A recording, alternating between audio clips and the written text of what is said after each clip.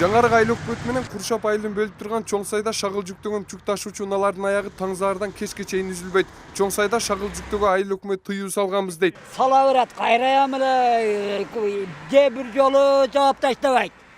Бир нерсени коюп, же бир сыламабын коюп. Кайра эле айтат, кайра эле 2 күндөн кийин дагы түшө берет. Ушундай акыбал. Бул жаран өзүн тааныштыруудан качты. Өзгөчө кырдаалдардын айыл өкмөттөгү адис экенин сурап жатып билип алдык. Анын айтымында айыл өкмөтүнүн сөзүн эч ким укпай жатыптыр. Шагыл жүктөгөн техникалар жогорку бийликте олтургандарга тийиштүү экенин маалымдады. Жогору жактан эме болгондон кийин кандай жумуш жүрөт бул жерде? Сиз конкретно айтып бериңизчи. Өзүңөр прекрасно билесиңер менен жакшы силер. Жогору жактан кандай эмнесиздер кысым болуп атабы? Жок, кысым болбойт да. Мисалы 10-15 техникаларды алып келип туруп коюп койсо, мен каяктан билейин аларды? Фамилия аты жөнүңүздү айтып коюңуз. Фамилия жок.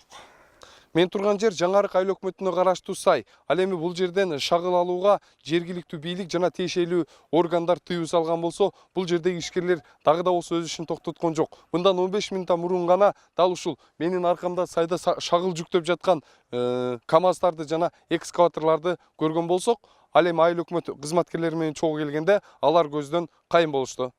Шагыл жүктөгөн техникалар заматта жок болуп калышы суроо жаратты. Караанын жашырган айдоочуларга айыл өкмөт кызматкерлери кабар бергендей өңүт калтырды. Бирок ага карабай, жер адиси жаратылышты сактоо максатында иш алып барып жатабыз деген оюн кое берген жок. Бул боюнча шагал алдыруу боюнча биздин территориядан МЧСке жана ЭКТ инспекцияларга кайрылганбыз.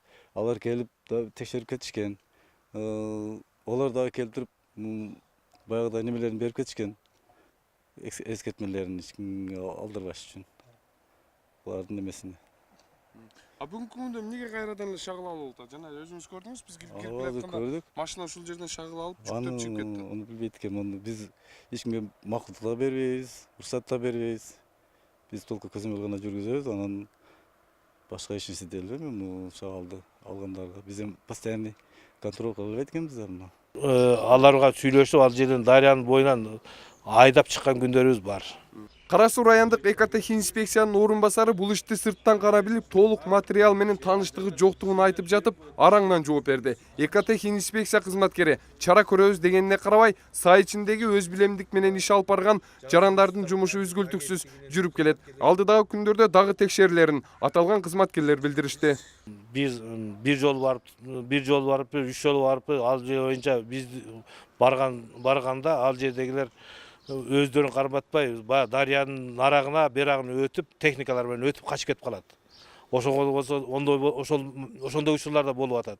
Ал эми биз кармага айыл өкмөтү менен бирге чыкканда аларга түшүндүрүү ишин жүргүзүп, аларга сүйлөшүп, ал жерден дарыянын боюнан айдап чыккан күндөрүбүз бар. Сай ичиндеги ташылып жаткан шагылды ким токтотору азырынча белгисиз. Айыл өкмөт кызматкерлери тийиштүү жетекчилерге кат жолдогон. Эскерте кетсек, Кара Суу жана Куршап аймагын бөлүп турган чоң сайдын ичиндеги шагылдар тынымсыз алына берсе, суунун нугу башка жакка бурулуп кетүү шартталат. Анын негизинде Жаңарык айыл аймагынын четинде 760 гектар айдоо жерге, аны менен катар 1200 кожолук ичүүчү суусу жок калышы мүмкүн.